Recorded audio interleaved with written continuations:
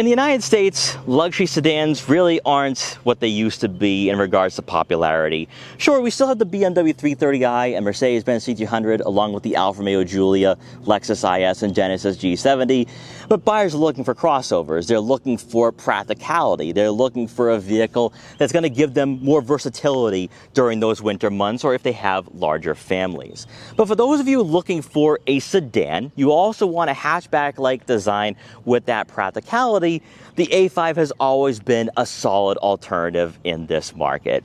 But for 2025, we have the B10. That is right, a whole new generation, a whole new platform, and a whole new look. In today's video, we're going to check out what the new Audi A5 has to offer. We're going to check out the exterior, the interior, take it out for a quick test drive, and see why. If you are looking at buying a classy, tech-focused, and possibly even a practical luxury sedan, then maybe taking a look at the all-new 2025 Audi A5 might be a great decision. Now, before I get in this video, I want to give a huge shout out and thank you to Audi of Peabody in Peabody, Massachusetts for letting me come down here to check out the Audi A5. Their link will be in the description below, so you can check out their extensive Audi inventory. So as always, let's begin with that pricing. For the 2025 Audi A5 we have today, this is the premium, coming in at just under $50,000. Now, just like last generation, you can go with the Premium Plus or the Prestige if you so desire, and also, of course, you have the S5 for that better performance. But the reason why I chose the Premium today is because I think it's providing a great bang for its buck, and also I think it's a great value here. Now, the A5 for the B10 generation is quite important for Audi because, for one, it replaces the Audi A4 and it replaces the A5 Sportback. And by doing so, it's kind of lost the hatchback-like design for the rear fascia. And the question is, has it also lost that practicality? Well, we'll find out later on in this video. Now, just like we saw with the Q5, the A5 is the second vehicle now built on Audi's new PPC platform, which is very similar to what e-tron vehicles are utilizing. But also more importantly is that the PPC platform is actually about 60% similar to the MLB Evo chassis. So there might be some similarities here between the B9.5 and B10, but we'll find out when we take this vehicle out for a quick test drive. But the real talking point here, at least for me, is the design of this car, because as some of you guys know, I really don't like the look of the A5. It looks too futuristic, too e-tron-like, and I miss the B9.5. I really do. But maybe today will help me change my way of thinking. Up front, you are going to receive full LED headlights. Now, for the Prestige, you have matrix design LED lights for a more futuristic appearance.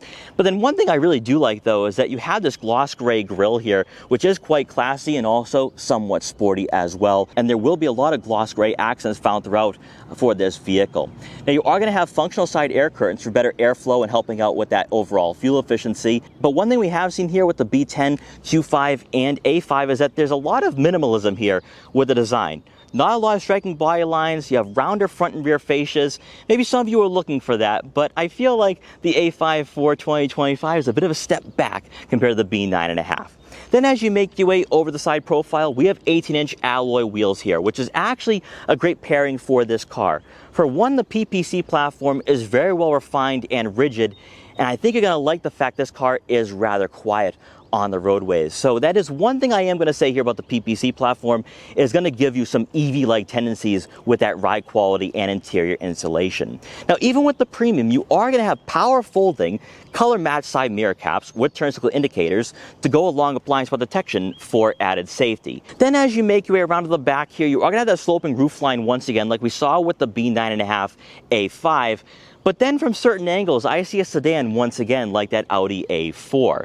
The big difference, though, is going to be that illuminated light bar that runs the length of the rear fascia. We're seeing a lot of this from the Audi product line and also even from Volkswagen as well. Very e-tron-like. Now, I'm going to say this, though. From far away, it kind of looks like the old Volkswagen CC, or over in Europe, the Passat CC. And I don't know if that's a good thing or a bad thing. I see a lot of Volkswagen here with the design elements for this car. To me, it's a step back from the B9.5, but I want to know what you guys think. For the lower portion of the rear bumper, you are going to have some gloss gray accents once again for the rear diffuser and dual exhaust outlets, giving you a nice two-tone look for this model today. But what do you guys think? Is this a better looking car than the BMW 330i or Mercedes-Benz C300? Let me know in the comment section below. Powering the Audi A5 we have today is the exact same engine found in the Q5, the 2-liter turbocharged 4-cylinder engine, giving us 268 horsepower and 295 pound-feet of torque. It is paired with a 7-speed dual-clutch automatic transmission.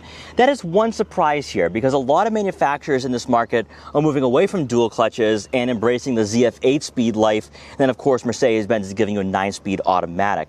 However, just like we saw with the Q5, this transmission is very smooth. We've lost the clunkiness of the dual clutch, giving us a car that feels very well refined in a straight line. And I think the performance is more than enough for a car in this market. In fact, I think compared to the B10 A5, the A5 for 2025 feels a bit more athletic, feels a bit more spry. And for those of you looking for a car like this, where you don't want to go with the S5 and spend over $60,000, I think the A5 is going to be a happy medium here. Now, as always, you are going to have Audi's Quattro all-wheel drive system for better year-round capability and versatility.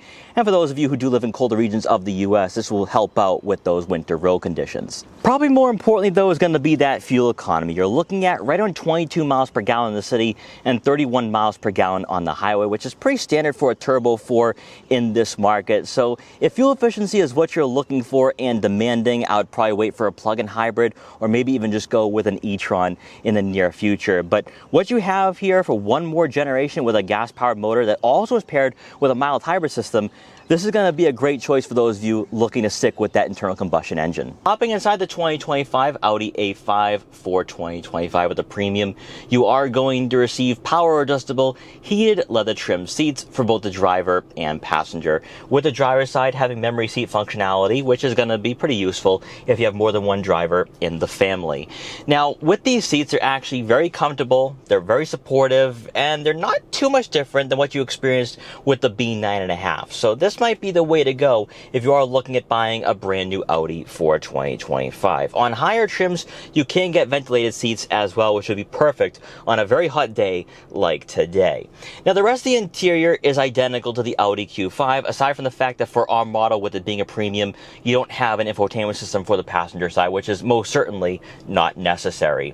Now, Audi is now utilizing Google-based software, as you have probably seen numerous times on this channel with the newer Audi systems for the Q6 and Q5, and the same is going to be said for the A5. Before we check out the infotainment system, let's talk about this digital gauge cluster and the haptic feedback buttons on your steering wheel. So, from the left side of the steering wheel, you can scroll through information for your digital gauge cluster and customize what you see from the screen in front of you.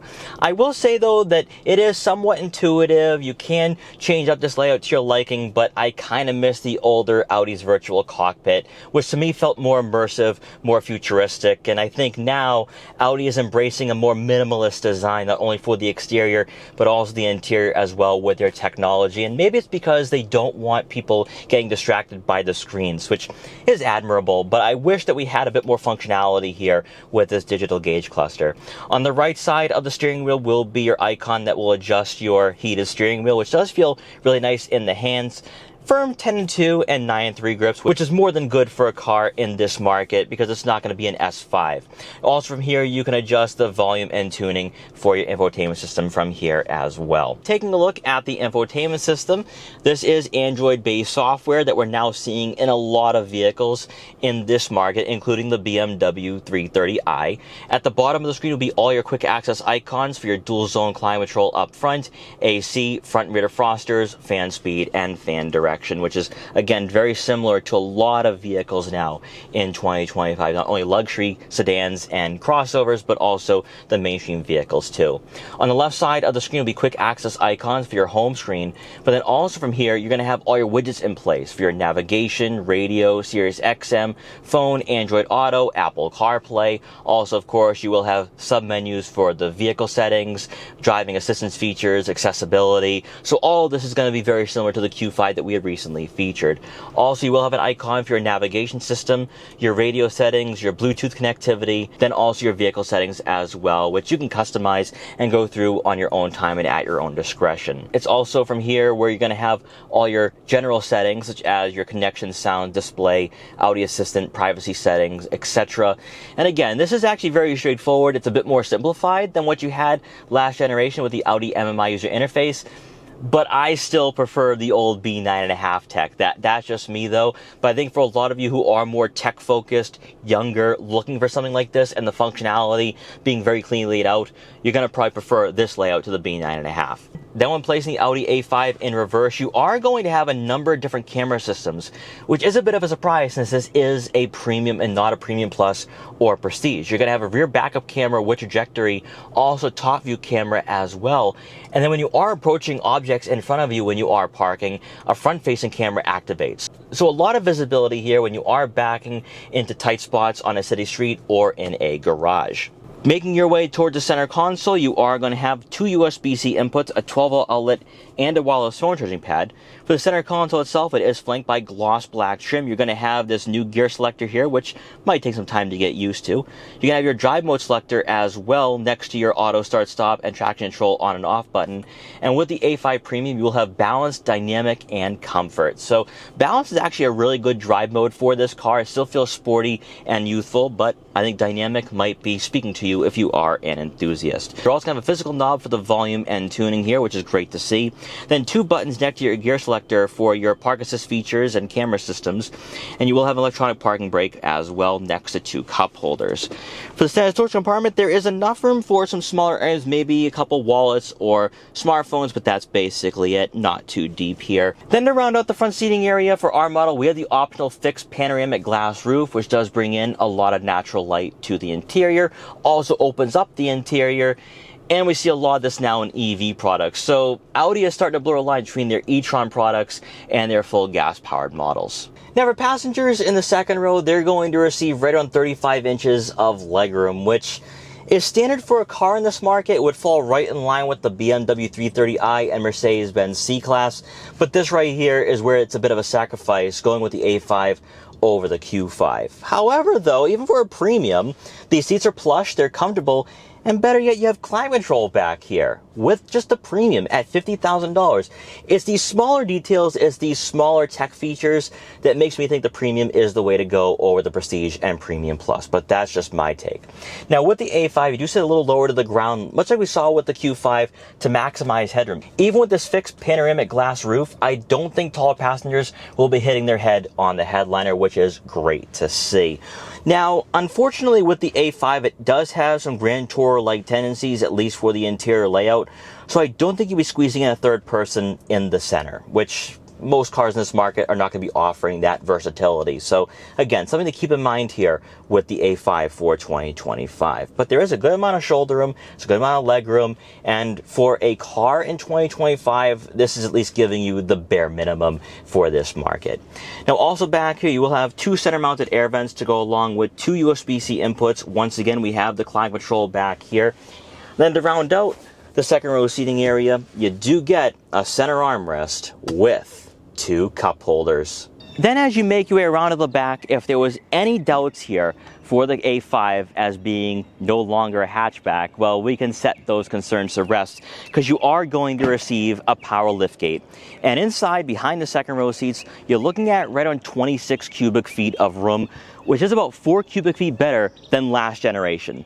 You don't even need to look at the paper for that one. You can just see it visually. And to put all this into perspective, 26 cubic feet of room is on par with the Q5, it's on par with the Mercedes-Benz GLC, and better than the Alfa Romeo Stelvio. So if you're someone who doesn't want to live the crossover life yet, go with an A5 because this is going to be a great alternative for that crossover. Now you will be able to store all your luggage back here with ease. You could probably fit 8, 9, 10 bags of luggage, which is why the A5 is so versatile and flexible in the lineup, and why I see the A4 no longer making an appearance in this lineup. On the left side of the cargo area will be some netting and a cubby for some smaller items, maybe a couple water bottles, car detail equipment, or maybe even a first aid kit. Unfortunately though, beneath the floor mat, you are not going to have a spare tire. So keep all this in mind if you are looking at buying a car in this market. Obviously, you can lower the second row seats to maximize that cargo space, but even if you are going to have the second row seats in use at all times, the flexibility and versatility of the A5 makes it a great companion and also a great alternative to a BMW 330i and Mercedes-Benz C300. A few minutes into this test drive, and I am hooked with the 2025 Audi A5. You guys know that I'm not completely sold on the PPC platform. I'm not a huge fan of the Google-based software for the technology, and I miss the design of the B10 A5, A4, and A5. But from a driving perspective, I have absolutely no complaints at all. The PPC platform works for this application, and yet I didn't feel that way with the Q5. The Q5 felt like a step backwards, and the A5 feels like a step forwards compared to the B9 A5. There's some refinement, there's some rigidity to this chassis and suspension. Also, it's very quiet. This car is docile. You don't hear the Turbo 4, you don't hear any outside noise at all. It's a very isolating experience. Again, it has that EV-like tendency to it that some of you might actually really like. Now, comparing this to a BMW 330i, maybe even a Mercedes-Benz C300, this car, I think, could really give those two a run for their money. Performance-wise, you have 268 horsepower, 295 pound-feet of torque. Very competitive, very competent as well. And it's usable power, more importantly. Do you have to go with an S5? Not at all, although I think the S5 looks better.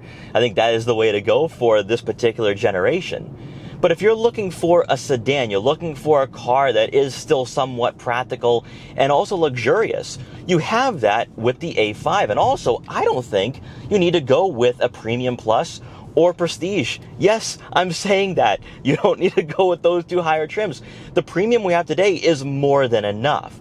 Now, in balance mode, which is normal for most vehicles in this market, nice weighted steering, and it feels agile, it feels nimble. It also feels athletic. Everything that this car possesses is not what the Q5 had. Also, when it comes to the seat positioning of this car, I don't really feel like I'm on top of it. I feel like I'm a part of the chassis, which is a drastic difference compared to the Q5. I'm trying to figure out how two models built on the exact same platform drive and handle completely differently.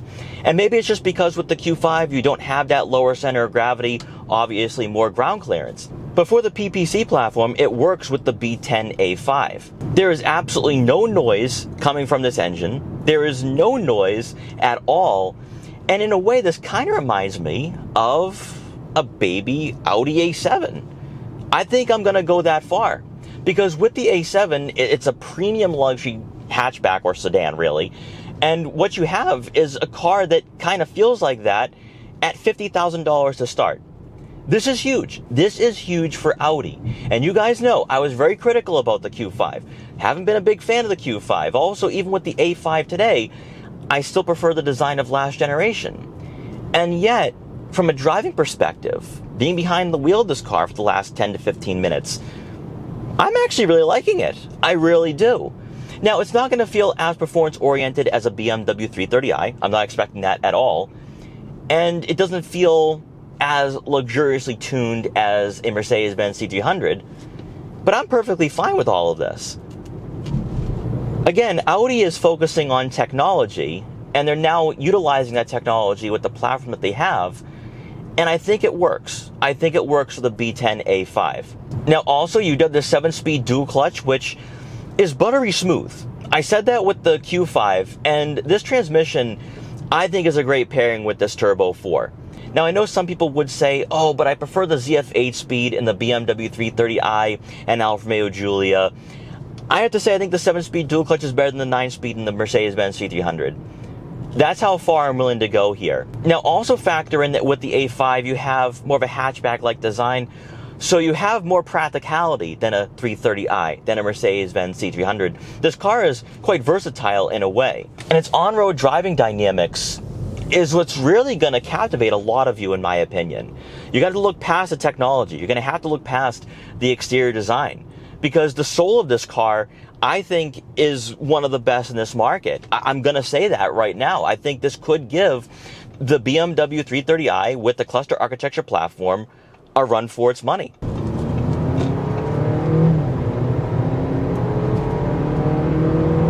Very linear power band.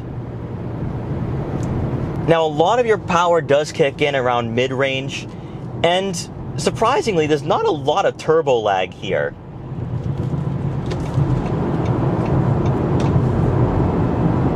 It is buttery smooth. You can pass slower drivers with ease. And at highway speeds, there is not a lot of road noise. Obviously, we have the premium with the smaller tires. but there's not a lot of wind noise either. It's a very isolating experience. I'm genuinely impressed, but I'm probably more surprised than impressed, because just what I experienced with the Q5, that wasn't the best first impression for the PPC platform. And yet, I think the A5 is the better vehicle in the lineup. So all in all, after this very quick test drive with the Audi A5, here are my thoughts. This car is very underrated in a market that's not overly saturated. Again, you don't have titans in this market. You don't have vehicles selling 100,000 units. Everyone's buying crossovers now. But if you're one of those Americans that don't want a crossover, nor do you need one, the A5 is going to be one of those cars you need to be considering if you don't want to go with an older generation. Even though I love the B10 A5, I still think that is the peak for this vehicle and just for what the A4 and A5 were offering last generation.